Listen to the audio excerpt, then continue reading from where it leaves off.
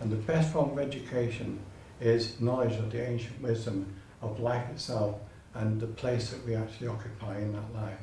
And that's how I see 2012, a great opportunity to move forward. And there we are. Wow, so it look like then we have an invitation to move perhaps from our smaller thinking, perhaps to our larger thinking, to our soul kind of integration. So it looks like we're at an interesting time. So I think a round of applause for Eric.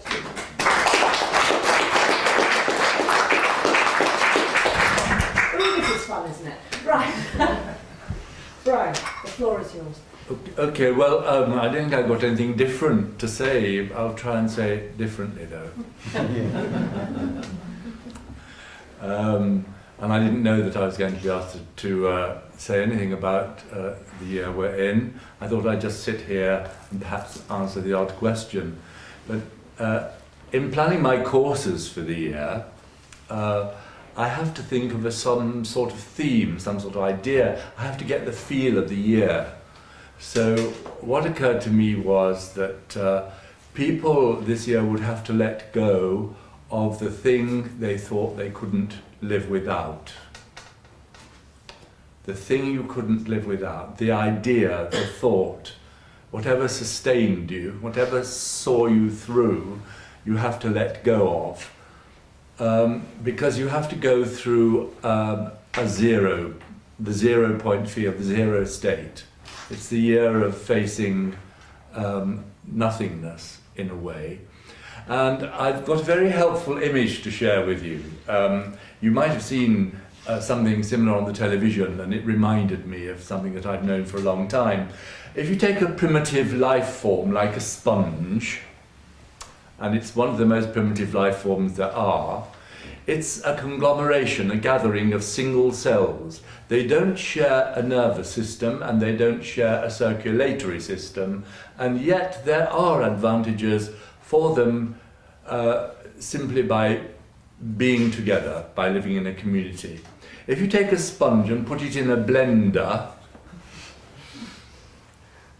hold on to this image, it comes out a sponge soup. And if you leave it, it will reform itself as a sponge over a period of time. All those single cells, product of the blending process, will reform into a new community. And you can see already this year and last year, the systems that have sustained us so far are breaking down, are they not? The health service, it's overburdened. The financial services, capitalism is really shown to be corrupt and inadequate, basically. Our whole attitude to money and the planet's resources, everything has got to be reviewed. But in esoteric terms, in inner terms, the way we see ourselves, our identity, and the way we see our role on the planet, in the planet, somehow has to change. When Olivia said, "You know who you are, come forward," I thought, well, no, I don't. I'm sorry. And the longer I live, the more mysterious I become to myself. And I think this is a very important part of the process. This is part of being in the blender. And one of the things I haven't wanted to let go of is my mind, the way I think, the ideas and the meanings that give me significance for myself, and significance for myself within the ecology, not only of the planet, but of the whole universe. And I feel that all has to go. I don't know what consciousness is. I don't know what a being is. I really don't. And one could go mad on that, but in actual fact, I'm learning to thrive on it. Being in the blender creates all sorts of new opportunities of coming together, of finding new groups. As we've heard already, it's the time of groups, group orientation, group identity, and finding new ways of coming together. That's very important. And not minding if the old ways don't work anymore, and being prepared to look for new. and letting go of the things we used to treasure most, because there are things even more treasurable. Okay. Thank you. So thank you for that.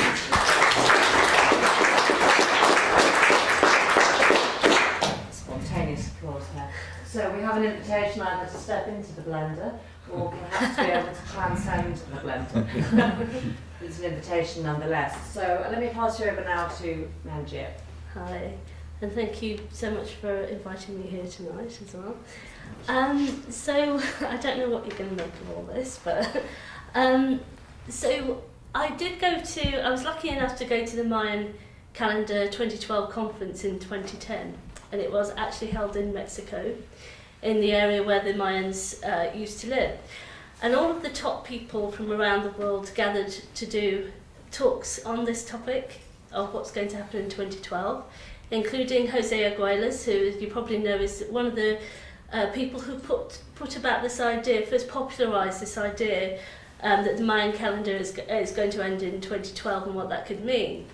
And so I was really excited, thinking, well, you know, we're going to go and we're going to see exactly what 2012 was all about. And we had Graham Hancock and, as I said, Jose Arguelles, and we actually had the director of Chichen Itza, sorry, his name has gone from my mind, but all the top people. And so we sat there through this conference, and guess what? None of them agreed.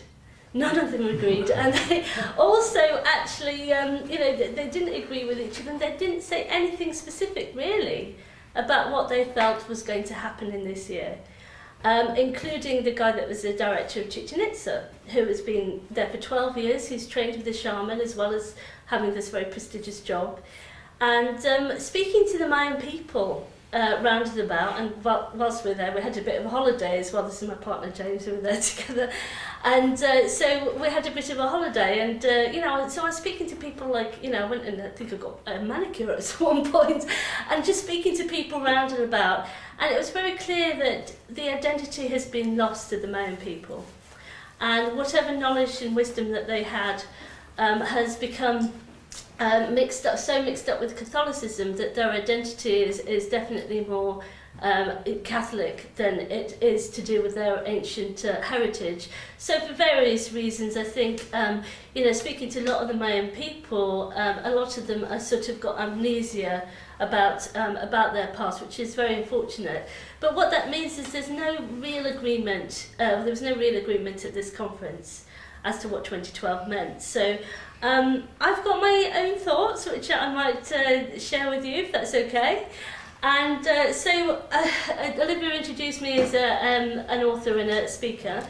And since I left even as I was in the medical profession, I started to study things like quantum physics and started to look at the point as science and spirituality came together. And I thought, wow, this is amazing. If only we could blend this together. Maybe we could even get doctors to understand about things like higher dimensions and healing, and maybe we could put this to some use. I was working as a physician, and I thought, fantastic, let's bring this all together, and maybe we can actually do some good with this. I was also trained as a bioenergy therapist. I don't know if you know, it's similar to Reiki. Has anybody heard of Reiki? Yeah, so it's similar to Reiki, and I was getting great results, and I thought, wouldn't it be great if we use this in the NHS? So I thought one of the barriers to this, I'd had a Kundalini awakening when I was still in med school in London, so that's how I started to sort of have parallel lives, one in medicine, one in exploring all the spiritual side of things. So I started on my quest to really bring everything together, and I studied with people like Peter Russell and Amit Goswami and Bruce Lipton and all these amazing people, and travelled to America a number of times to really go to their lectures. And so started to say, well, maybe I've got to write a book, make it really simple so even doctors can understand, and actually bring it to, because they like things, they don't understand physics. A lot of doctors do not have any knowledge of quantum theory, string theory, all of these things. And I thought, wouldn't that be wonderful? Now, what I didn't expect is that I was going to come out with my own theory. And that was on cosmology and black holes. And to bring a long story short, I had a massive insight and started to realise that black holes, which we only had started to look at with our telescopes, we're not so black after all, that they're actually the creative points of the universe. And what happens at our black hole is actually not destruction, but creation. Infinite light comes through a black hole, the light spirals through the dimensions, it comes to the edge of our reality, which is the edge of our perception and consciousness, and it splits into a particle of matter and a particle of antimatter. Now the particle of matter goes on to make our world, and sorry it's a bit difficult without all the diagrams and everything, and the particle of antimatter goes into something called a mirror universe. Now what's interesting about this, and the particle of matter is what we are living in. We are living in the matter world. What's interesting about that is we are actually living in a forward timeline. But we also have this mirror universe, and in that mirror universe we have this backwards timeline. So the actual opposite of what happens is our universe is happening in that mirror universe as well. That's the universe of antimatter. And when the two combine again, you actually get infinite light. So that's beyond the speed of light. I don't know if anybody saw recently, but physicists have realised that particles can go faster than the speed of light. So I was suddenly like, oh my goodness, you have a forward timeline, you have a backward timeline, actually there is no time. So actually you have no time, you have time, and you have negative time at the same time. So suddenly I realised, well, that's how relativity gets solved, because Einstein said there is no time. You know, and the spiritual people say time, there is the eternal now. And yet they get very annoyed if you don't turn up on time for their seminar. You know, so it's like, how can you solve this paradox? And I know physicists were looking for this all the time.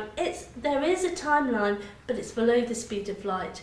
But that's not the only dimension that we have. There are many dimensions beyond that. And there is the dimension of the eternal now. But the way that we live is, for all intents and purposes, we have a timeline. Now what's interesting is the Mayan calendar speaks about 2012 being the end of time. Not the end of the world, the end of time. Suddenly I discovered, out of the blue, this new theory, and if you want to have a look at all the references that I've put into my book Punk Science, it goes from quantum theory, string theory, I studied all these aspects and how quantum physics fits in with black hole, because Heisenberg not only discovered the uncertainty principle, he also said that the universe, the uncertainty principle, is based on his initial ideas that the universe is actually in black holes, fractal black holes with infinity at the centre. And he thought he'd got it wrong. So he actually modified his equations so that it didn't look like that. But actually he was right all along. That's what the universe is made up of, black holes at every single level. So my book has all got all the references. If you want to have a look at all this, I spent several years checking that this science was correct. So what you have then is you've got this timeline. And what the Mayans say is that 2012, if you believe that date at the end of this year, is going to be the end of this timeline. I don't think that's the end of the world. I think, just as Ted was saying, this is when we go. And time itself is also this spiral black hole going through these different cycles. And what I think is happening is we are starting to get to the point where the dimensions, they were there at the golden age,